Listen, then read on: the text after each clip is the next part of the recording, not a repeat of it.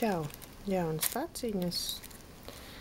Šoreiz tās arī mums ir divas, jo centos uz šo laiku viņas nepasūtīt, jo ir bijusi pieredze, kad nāk, jo Ziemassvētkos un jaunā gadā parasti ļoti daudz tiek sūtīts paciņas, bet, kā redzam, ir atnākušas divas, tad ķersimies klāt. Pirmā mums ir atmiņas kartiņa, bet, iesaiņojums vienkārši pārsteidz. Iepriekš, kas ir pasūtīts, ir bijušas, kastītēs, kā veikalā var nopirkt, bet, šoreiz vienkārši burbuļplēvē un šajā maisiņā.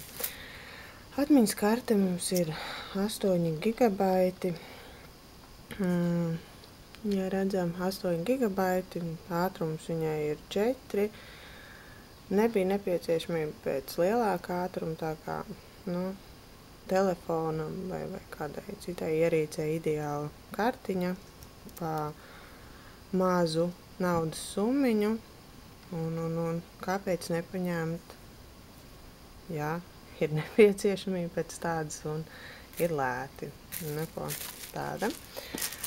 Un tad mums ir, protams, pārveidotājs zelta krāsā ar visām iespējamām kartiņu ieejām. Arī mazajai ir tā kā, šitie ir ļoti lēti.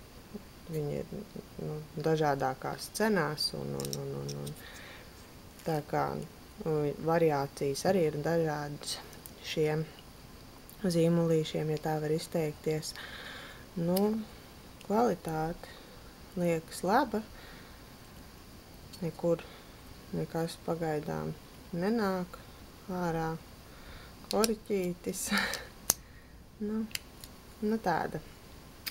Tā kā šodien mums bija atmiņas karte un atmiņas zīmogu pārveidotājs, ja tā var izteikties. Paldies, ka skatījāties. Līdz nākamajai reizei. Atā!